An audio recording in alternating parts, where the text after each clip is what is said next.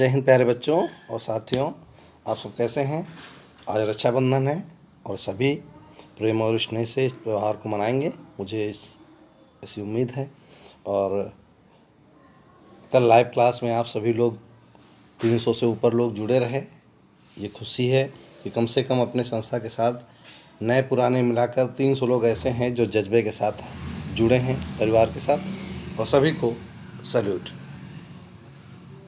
आज हम current affairs लाए हैं पूरे सप्ताह का, जिसमें लगभग समस्त बिंदु समाहित किए गए होंगे और उनमें सारे के सारे बिंदु ऐसे लग रहे हैं जैसे हमने इसको 2 बार पढ़ा और हमें लगा जैसे कि सारा का सारा परीक्षा में ही आने वाला है।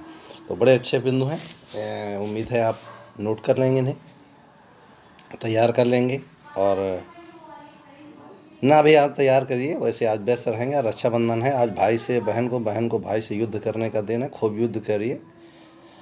और जिसे लग रहा है कि कई लोग ऐसे होंगे या हो सकते हैं जिनके भाई नहीं होंगे, जिसके बहन नहीं होंगे, मानते हैं सृष्टि का अपना एक किरदार अलग तरह का होता है।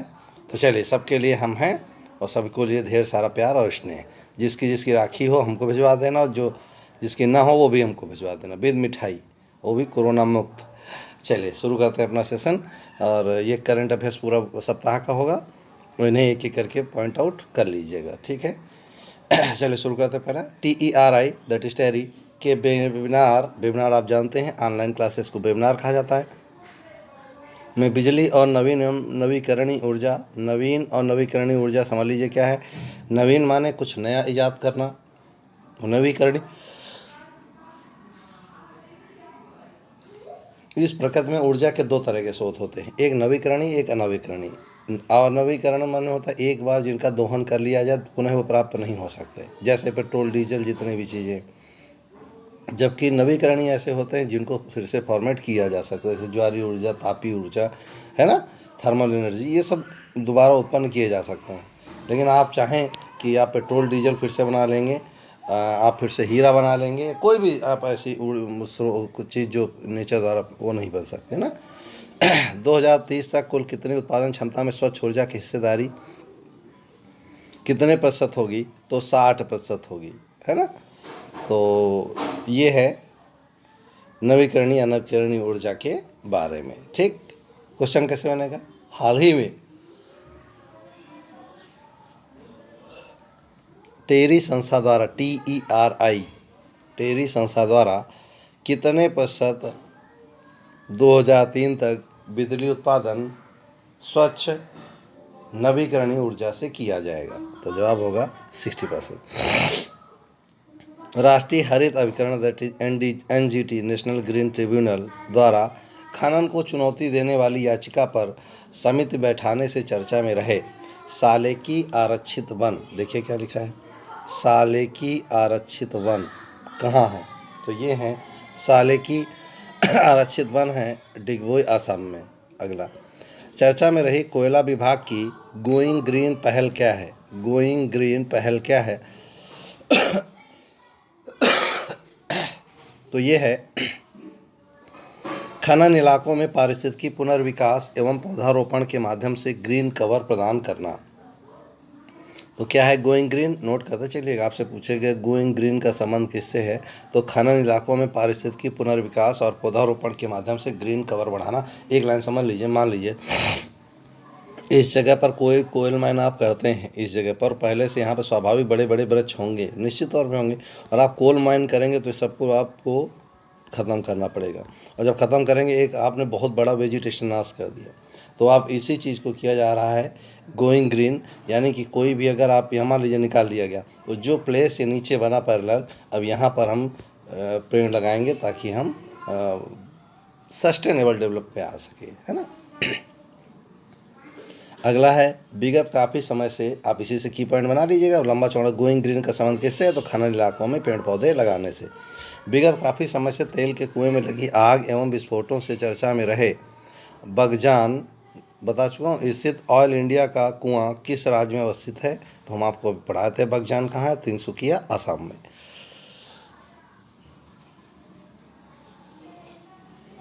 अगला है, ध्यान रखिएगा, तिनसुकिया असम का सबसे आतंक प्रभावित जिला है। हाल में स्वदेश में डिजाइन किए गए परमाणु रिएक्टर संयंत्र ने सामान्य परिचालन की स्थिति प्राप्त की एवं यह संयंत्र कहाँ पर स्थित है? तो ध्यान रखिएगा, ये है स्वदेश निर्मित काकरापार परमाणु संयंत्र गुजरात में। कहाँ है? काकरापार परमाणु संयंत्र गुजरात में। अगला, हाल ही में राफेल मिसाइलों में तैनात किए जाने से चर्चा में रहे हैमर, नोट करेंगे HAMMER, हैमर क्या है? तो मध्यम श्रेणी की एयर टू गाइडेड मिसाइलें हैं। क्या है? एयर टू गाइडेड मिसाइलें हैं जो हैमर नाम से प्रसिद्ध हैं। अगला है, भारत को यूरिया उत्पादन में आत्मनिर्भर बनाने हेतु सरकार के द्वारा FCIL और HFCL की किस 5 इकाइयों को पुनः चालू किया जाएगा? तो किसे चालू किया जाएगा? एक तो 1, 2, 3 बना सकता है, दूसरा बना सकता है कि कौन नहीं किया जाएगा, तो कोई एक अतिरिक्त रख देगा। तो रामागुंडम, तलचर, गोरखपुर, सिंदरी और बरौनी ये हैं जहाँ पर पुनः चालू किया जाएगा, यानी बंद पड़ी जो फैक्ट्रीज हैं इनको फिर से बिगिन किया जाएगा। हाल ही में किस कंपनी ने अपने समर्थ कार्यक्रम, नोट करेंगे, हम पढ़ा चुके हैं इसको आपको डेली क्लास में, समर्थ कार्यक्रम के जरिए देश भर में 6 लाख से अधिक विक्रेताओं को ऑनलाइन मंच पर लाने की योजना बनाई है। तो भैया समर्थ कार्यक्रम शुरू किया किसने? फ्लिपकार्ट ने, है ना। चलिए अगला देखते हैं क्या है। अगला है ध्रुवी भालू IUCN, ठीक, international union for conservation of nature की रेड लिस्ट में किस कैटेगरी में शामिल है? तो वनरेबल, किस में शामिल है? वनरेबल क्या होता है? इस विलुप्त का कारण जलवायु परिवर्तन के चलते आर्कटिक एवं अन्य क्षेत्रों में बर्फ का तेजी से पिघलना है। ये भालू वर्ष 2021 तक विलुप्त हो सकते हैं। आपको अच्छे से पता है, जो भी प्रजाति विलुप्त होती है उसे रेड डाटा बुक में एंट्री मिलती है और इस भालुओं को रेड डाटा बुक में एंट्री मिल चुकी है।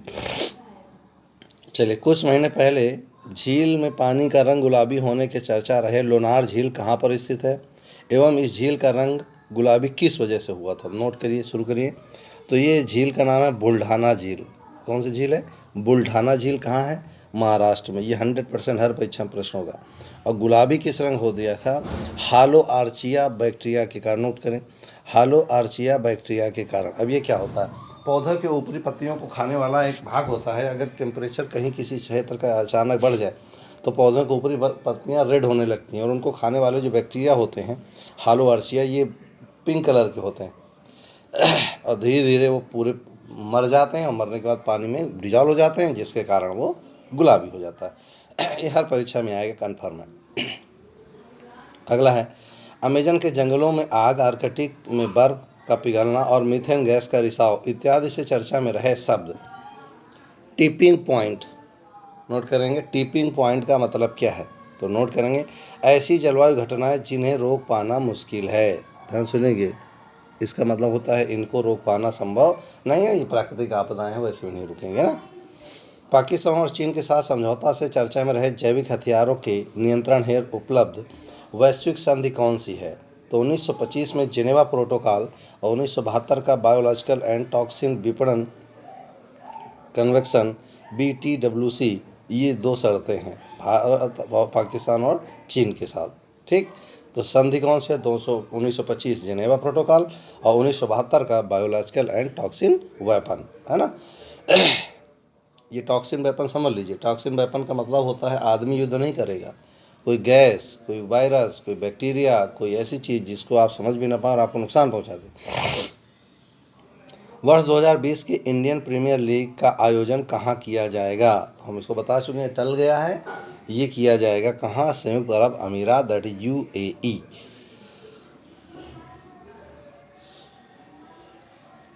अगला, चीन को अमेरिका द्वारा $, सिस्टम से बाहर करने की आशंका से चर्चा में रहे स्विफ्ट क्या है? नोट करेंगे, स्विफ्ट SWIFT, अमेरिका द्वारा $, सिस्टम से बाहर करने की आशंका से चर्चा में रहे स्विफ्ट क्या है? समझ लीजिए, चीन ने, जब अमेरिका ने कहा कि हम आपको सारे व्यापारिक समझौते समाप्त कर देंगे, तो चीन ने बदतमीजी क्या करी कि उसने $, को कन्वर्ट कर दिया। कन्वर्ट माने अब वो जो बंच होता है, जो हमने आपको पढ़ाया था बंच, वो बंच में $, को वैल्यू न देकर स्टर्लिंग को, ढेर सारी मुद्राओं को वैल्यू देगा, ताकि $, का मतलब ही खत्म हो जाए।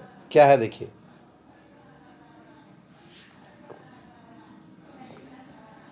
Society for world wide interbank financial telecommunication एक नेटवर्क है जिसका इस्तेमाल दुनिया भर के बैंक वित्तीय लेन देन की जानकारी और प्राप्त करने के लिए करते हैं। ये है स्विफ्ट, समझ में है। अगला देखिए, आरबीआई से अनुमति के संदर्भ में गूगल पे मामले से चर्चा में रहे एकीकृत भुगतान इंटरफेस दैट इज यूपीआई, ठीक, यूनिक प्रोसेसिंग इंटरफेस का विकास किसके द्वारा किया गया है? तो एनपीसीआई के द्वारा किया है। अगला, शेयर बाजार के अद्यतन आंकड़ों के हिसाब से बाजार मूल्यांकन के आधार पर दुनिया एवं भारत की सबसे मूल्यवान कंपनी कौन सी है? तो भैया ये है सऊदी अरामको कंपनी और दूसरी है रिलायंस इंडस्ट्रीज मुकेश अंबानी की। दो ही कंपनी दुनिया में सबसे अधिक मूल्यवान कंपनियां। अगला अखिल भारतीय फुटबॉल महासंघ दैट इज एआईआईएफ ने प्रदर्शन के आधार पर किस राज्य को सबसे सर्वश्रेष्ठ प्रदर्शन करने वाले राज्य के रूप में चुना है? तो स्वाभाविक पश्चिम बंगाल में, आपको अच्छे से पता है। भारत में मक्का कहा जाता है क्रिकेट फुटबॉल का, किसको? पश्चिम बंगाल को, है ना। चलिए, हाल ही में पाकिस्तान की यात्रा स्थगित करने से चर्चा में रहे संयुक्त राष्ट्र महासभा के 75वें सत्र के निर्वाचित अध्यक्ष कौन हैं? तो ये हैं बोल्कान बोजकीर। कौन है? बोल्कान बोजकीर। इन्होंने पाकिस्तान जाने से मना कर दिया था, क्या पता 6 इंच छोटा हो जाता।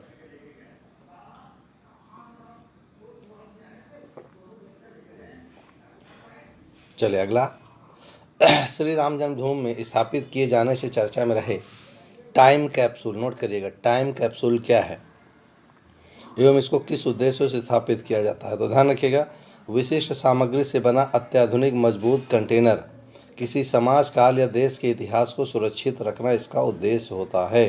तो सही शब्दों में जितनी ऐतिहासिक चीज़ें हैं उन्हें कंट्रोल भेजने के लिए बनाया गया है टाइम कैप्सूल। क्या बनाया गया है? Time capsule. अगला, संयुक्त राष्ट्र के द्वारा हिंसा में 60 से अधिक लोगों के मारे जाने के कारण चिंता प्रकट करने से चर्चा में रहे अशांत क्षेत्र दारपुर किस देश से संबंधित है? ध्यान रखिएगा, दारपुर सूडान का क्षेत्र है। कहाँ का? सूडान। खार्तूम उसकी राजधानी, उसी के बगल में एक स्थान है दारपुर जहाँ पर 60 से अधिक लोग मारे गए थे आंतरिक अशांति के कारण, ठीक।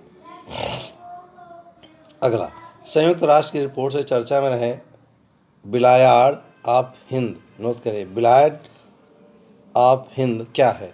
तो ये आतंकवादी संगठन है, आईएसआईएस की भारतीय शाखा है जो भारत में आतंकवादी गतिविधियों को, बिल्लाह ऑफ हिंद, नोट करिएगा, बिल्लाह ऑफ हिंद आपसे क्वेश्चन पूछेगा। हाल ही में चर्चा में रहे किताब overdraft saving the Indian saver, बता चुका हूँ मैं इसको, किसके द्वारा लिखी गई? तो उर्जित पटेल के द्वारा लिखी गई जो हमारे गवर्नर रहे हैं। ग्राम पंचायत की निधियों को पारदर्शिता सुनिश्चित करने हेतु राज्यों के प्रदर्शन की रैंकिंग प्रदान करने हेतु किस नई पहल की शुरुआत की गई है? तो यह ग्रामीण विकास कार्यक्रम के लिए वित्तीय प्रबंधन सूचकांक, ग्रामीण विकास कार्यक्रमों के लिए वित्तीय प्रबंधन सूचकांक। जुलाई 2020 में संयुक्त राष्ट्र के मुताबिक भारत के किस शहर में नाइट्रोजन डाइऑक्साइड का स्तर लॉकडाउन के दौरान 70% से अधिक गिर गया है? नोट करेंगे, किस शहर में नाइट्रोजन डाइऑक्साइड का स्तर लॉकडाउन के दौरान 70% से अधिक गिर गया है? तो ये होगा नई दिल्ली का, ठीक। Indian council of medical research that is ICMR की चेतावनी के अनुसार भारत 2030 तक किस रोग की समाप्ति के अपने राष्ट्रीय लक्ष्य से चूक सकता है? और वो लक्ष्य है एड्स नियंत्रण, एक्वायर्ड इम्यूनोडिफिशियेंसी सिंड्रोम। अगला, हाल ही में किस संस्थान ने पूर्व राष्ट्रपति डॉक्टर एपीजे अब्दुल कलाम की पूर्ण स्थिति पर एक नवाचार प्रतियोगिता डेयर टू ड्रीम 2.0, नोट करिए, डेयर टू ड्रीम 2.0 शुरू की है? तो ये डीआरडीओ ने शुरू की। क्वेश्चन पूछेगा डेयर टू ड्रीम 2.0 क्या है? तो ध्यान रखिएगा, नवाचार प्रतियोगिता जो भी इनोवेशन बच्चे करते हैं या कोई भी संस्थान करता है उनको बढ़ावा देने के लिए किया गया है ये 2.0, ठीक। चलिए अगला है, इंडियन नेवल एकेडमी में 3 मेगावाट पावर प्लांट के उत्पादन से चर्चा में रहे राष्ट्रीय सोलर मिशन के तहत 2022 तक और सौर ऊर्जा उत्पादन का लक्ष्य रखा है। कितना है? नोट करेंगे, इंडियन नेवल एकेडमी में 3 मेगावाट पावर प्लांट के उद्घाटन से चर्चा में राष्ट्रीय सोलर मिशन, अंडरलाइन करें, राष्ट्रीय सोलर मिशन के तहत 2022 तक सौर ऊर्जा उत्पादन का लक्ष्य कितना है? तो 100 गीगावाट।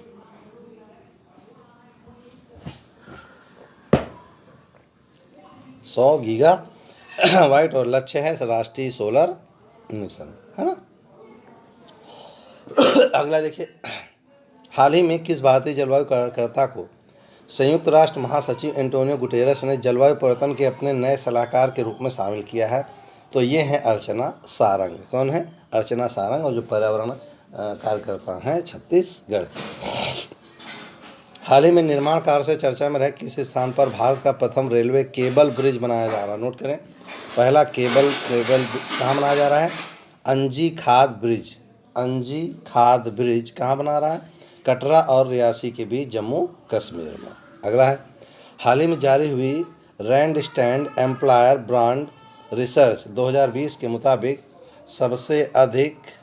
सबसे आकर्षक नियोक्ता ब्रांड का दर्जा क्रमशः किसे मिला है? नोट करेंगे, जिसमें पहला है माइक्रोसॉफ्ट का, दूसरा है सैमसंग का, तीसरा है अमेजॉन को। ये मिला है दर्जा। ठीक। सोने के आभूषणों की अनिवार्य हॉलमार्किंग कब से लागू होंगे और अनिवार्य हॉलमार्किंग के तहत कितने कैरेट सोने के आभूषण बेचने की अनुमति है? तो ये जारी होंगे, हॉलमार्क होना ही चाहिए 2011 से, और ये होंगे क्रमशः 14, 18 और 22 कैरेट। इतने आपको अनुमति मिलेगी हॉलमार्क से बेचने की। और इसमें नियम होगा कि जब आप वापस करेंगे तो कोई भी कटौती नहीं की जाएगी। जितने का आपका सोना आपको पर्ची होगी वो उतना वापस मिल जाएगा। पिक्सल परेड द्वारा जारी आंकड़ों के अनुसार स्वास्थ्य और रक्षा पर प्रति व्यक्ति के हिसाब से खर्च करने वाले क्रमशः शीर्ष देश कौन कौन से हैं? तो ये है स्वास्थ्य विभाग अमेरिका 9.008 डॉलर प्रति व्यक्ति। ध्यान से सुनिएगा, पिक्सल परेड द्वारा जारी आंकड़ों के अनुसार स्वास्थ्य और रक्षा पर प्रति व्यक्ति के हिसाब से कितना खर्चा आ रहा है? तो लगभग $9 प्रति व्यक्ति। ध्यान रखेंगे, 9.008 डॉलर प्रति व्यक्ति खर्चा आ रहा है। सॉरी, $9,008 प्रति व्यक्ति, गलत इंटरप्रिटेड था। $9,008 प्रति व्यक्ति खर्चा है। और खर्च करने वाले देशों में सबसे ज़्यादा कौन है? इजराइल है। $2,375 प्रति व्यक्ति खर्चा किया किसने? इजराइल ने। चलिए अगला देखें। फरवरी से जून के लिए जारी हुई आकांक्षी जिला की रैंकिंग में कौन से स्थान क्रमशः शीर्ष स्थान पर रहे या कौन से जिले शीर्ष स्थान पर रहे? तो प्रथम है बीजापुर छत्तीसगढ़, द्वितीय रीभो मेघालय, तृतीय उत्तर प्रदेश का बहराइच। ये सबसे आकांक्षी जिले माने सबसे पिछड़े जिले की श्रेणी में पूरे भारत में चुने गए हैं। हाल ही में कोविड-19 महामारी से स्वास्थ्य कार्यकर्ताओं पर ट्रायल करने से चर्चा में रहे VPM-1002 क्या है? तो VPM-002 क्या है? इसका किस रोग में उपयोग किया जाता है? या ये है BCG वैक्सीन। ये 6 रोग है ट्यूबरकुलोसिस के लिए उपयोग की जाती है। तो ध्यान रखिएगा, VPM-1002 क्या है? तो वैक्सीन है BCG जो ट्यूबरकुलोसिस के लिए उपयोग की जाती है। सुप्रीम कोर्ट में याचिका से सुनवाई में चर्चा में रहे PM केयर फंड के पदेन अध्यक्ष और ट्रस्टी क्रमशः कौन होते हैं? तो ध्यान रखिएगा, PM केयर फंड के अध्यक्ष होते हैं प्रधानमंत्री और पदेन ट्रस्टी होते हैं रक्षा मंत्री, गृह मंत्री और वित्त मंत्री। ये था हमारा आज का सेशन। उम्मीद है आपको पसंद आया होगा। आप इसे नोट कर लीजिएगा, तैयार कर लीजिएगा। भविष्य में आने वाली परीक्षाओं में प्रश्न आने, तो इसलिए बिंदुवार बना लीजिए। इसको इतना बड़ा लिखने की जरूरत नहीं है, बिंदुवार बना लीजिए, आपको आसानी से तैयार हो जाएंगे। ठीक, आज फिलहाल इतना ही। रक्षाबंधन की ढेर सारी शुभकामनाएं। मिलते हैं कल लाइव क्लास में 140 पर किसी नए बिंदु के साथ, किसी नए तथ्य के साथ। फिलहाल जय हिंद।